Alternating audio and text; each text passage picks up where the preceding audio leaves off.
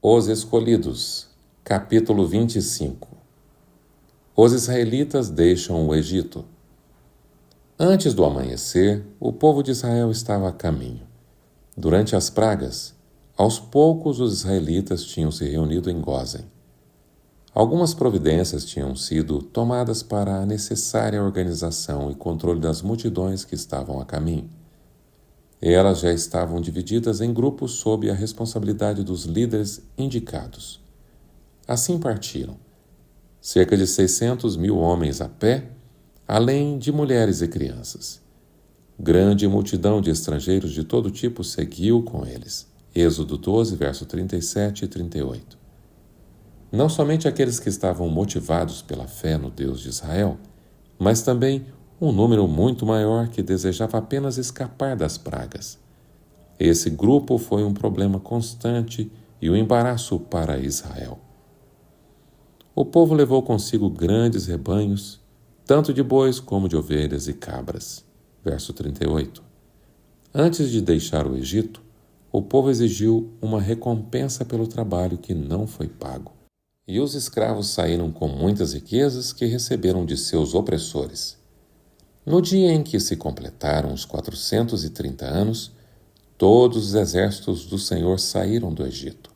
Êxodo 12, verso 41. Os israelitas levaram com eles os ossos de José, que, durante os anos sombrios do cativeiro, mantinham viva diante deles a promessa da libertação de Israel. Em vez de seguirem o caminho direto para Canaã, atravessando o país dos filisteus, o Senhor os conduziu para o sul, rumo às praias do Mar Vermelho. Pois disse: se eles se defrontarem com a guerra, talvez se arrependam e voltem para o Egito. Êxodo 13, verso 17. Os filisteus os considerariam escravos fugitivos de seus senhores e não pensariam duas vezes antes de guerrear contra eles. Os israelitas tinham pouco conhecimento de Deus e sua fé nele ainda era bem pequena. Teriam ficado aterrorizados e desanimados. Não tinham armas, não tinham o costume de guerrear e estavam deprimidos devido ao longo período de cativeiro, além da responsabilidade que tinham com as mulheres e os filhos e as ovelhas e o gado. Ao guiá-los pelo caminho do Mar Vermelho, o Senhor demonstrou ser verdadeiramente um Deus de cuidado e amor. A coluna de nuvem. Os israelitas partiram de Sucote e acamparam em Etã, junto ao deserto. Durante o dia, o Senhor ia adiante deles numa coluna de nuvem, para guiá-los no caminho, e de noite como uma coluna de fogo, para iluminá-los, e assim poderiam caminhar de dia e de noite. A coluna de nuvem não se afastava do povo de dia, nem a coluna de fogo à noite. Êxodo 13, versos 20 e 22. Diz o salmista: ele estendeu uma nuvem para lhes dar sombra e fogo para iluminar a noite. Salmo 105, verso 39 e também 1 Coríntios 10, versos 1 e 2. Ela servia de proteção contra o calor abrasador e sua sombra e umidade proporcionavam um ar refrescante e agradável em meio à aridez e o ar seco do deserto. A noite tornava-se coluna de fogo que iluminava o acampamento e lhes dava a certeza da contínua presença divina. Viajaram pelo caminho longo e entediante daquela terra deserta. Já estavam ficando cansados de andar por aqueles lugares cheios de montes, vales, e alguns começaram a ficar com medo de serem perseguidos pelos egípcios. A nuvem ia adiante, e eles a seguiam. Então o Senhor orientou Moisés para que eles se desviassem pela encosta de um penhasco rochoso e acompanhassem junto ao mar. Deus lhe revelou que Faraó viria persegui-los, mas Deus seria honrado em seu livramento. Os conselheiros de Faraó disseram ao rei que seus escravos tinham fugido para nunca mais voltar. Os grandes homens do reino, refazendo-se de seus temores, alegaram que as pragas tinham sido resultado de causas naturais. O que foi que fizemos? Deixamos os israelitas saírem e perdemos os nossos escravos. Clamavam amargurados. Êxodo 14, versículo 5. Faraó reuniu suas forças, mandou aprontar sua carruagem e levou consigo seu exército. Levou todos os carros de guerra do Egito, inclusive 600 dos melhores desses carros, cada um com um oficial no comando. Êxodo 14, versículos 6 e 7. Cavaleiros, capitães e todos os soldados. O próprio rei, acompanhado por grandes homens do seu reino, liderou o exército atacante.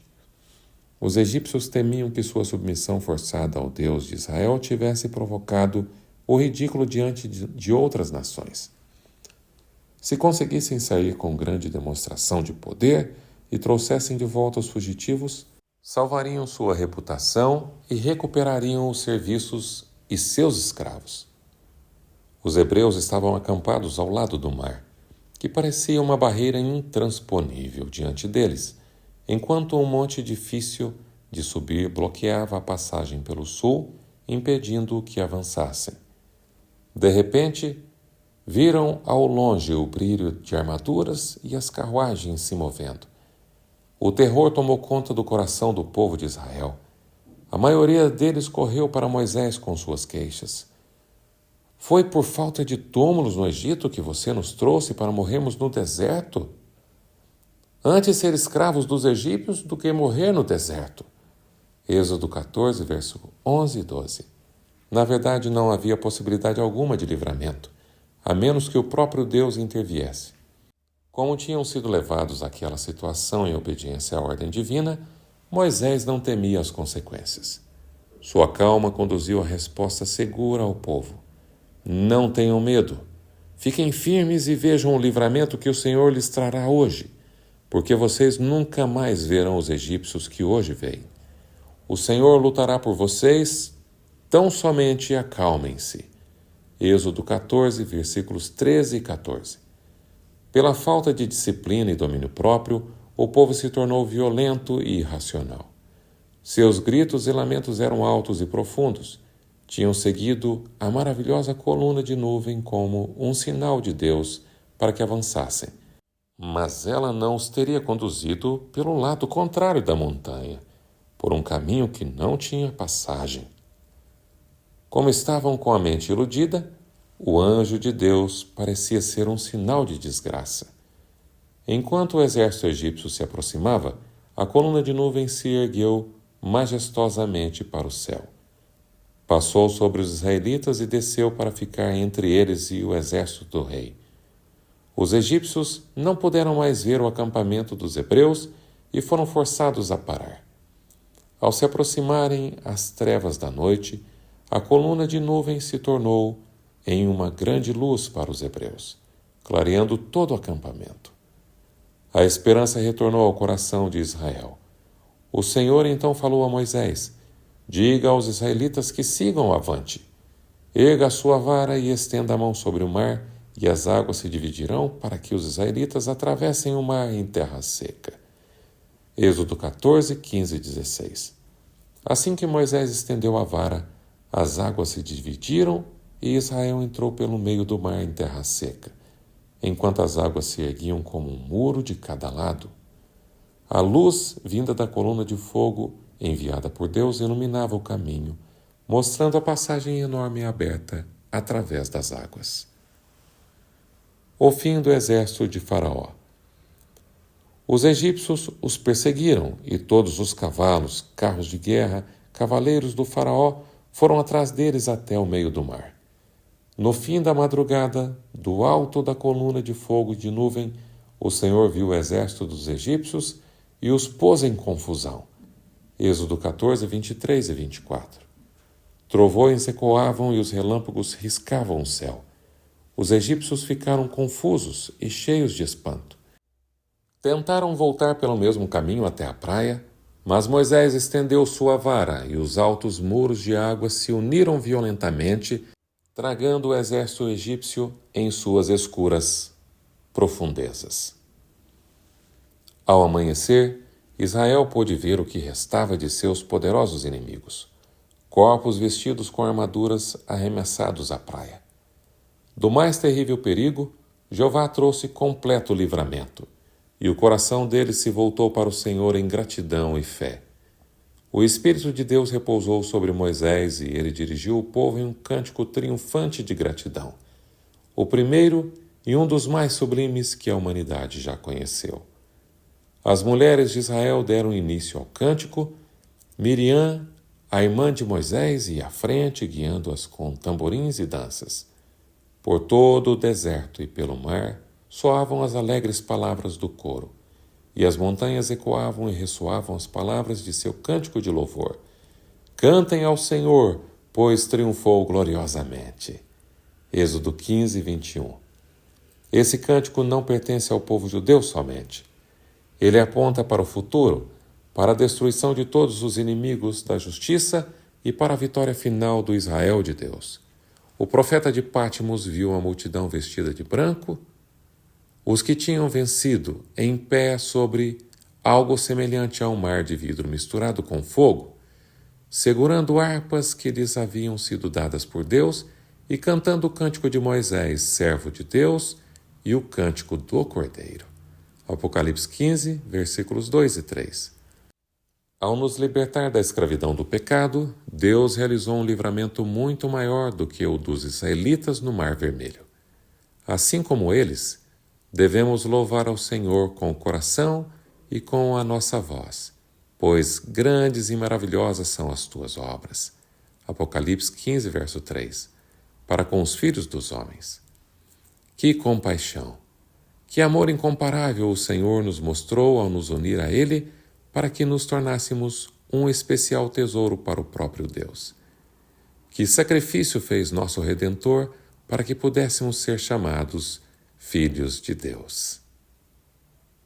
Os remidos cantarão. Quem me oferece sua gratidão, diz o Criador, honra-me. Salmo 50, 23. Todos os habitantes do céu se unem em louvor a Deus. Vamos todos aprender o cântico dos anjos agora para que possamos cantá-lo quando nos unimos ao seu grandioso coral. Deus levou os hebreus para a fortaleza das montanhas junto ao mar para que pudesse manifestar seu poder e derrubar completamente, de maneira inconfundível, o orgulho de seus opressores. Ele escolheu esse meio para provar a fé do povo de Israel e fortalecer sua confiança nele. Se o povo tivesse ficado para trás quando Moisés ordenou que avançassem, Deus jamais teria aberto o caminho no mar para eles. Foi pela fé que o povo atravessou o Mar Vermelho como em terra seca. Hebreus 11, verso 29. Ao descerem marchando para dentro das águas, mostraram que acreditavam na ordem de Deus proferida por Moisés. Então o poderoso de Israel dividiu o mar para preparar um caminho para os seus pés. Muitas vezes, a vida fica cercada de perigos e parece difícil cumprir nossos deveres. A imaginação nos leva à beira da ruína. Nessas horas, nós podemos ouvir claramente a voz de Deus nos dizendo: avancem! Devemos obedecer à sua ordem, mesmo que nossos olhos não consigam enxergar através da escuridão e que sintamos as ondas geladas batendo em nossos pés. Aqueles que decidem só obedecer quando todas as sombras de incerteza desaparecerem e não houver mais perigo algum de fracasso ou derrota, nunca, absolutamente, vão obedecer. Mas a fé insiste corajosamente em avançar. O caminho pelo qual Deus nos guia pode se estender através do deserto ou passar pelo meio do mar, mas é um caminho seguro. O fim do capítulo 25.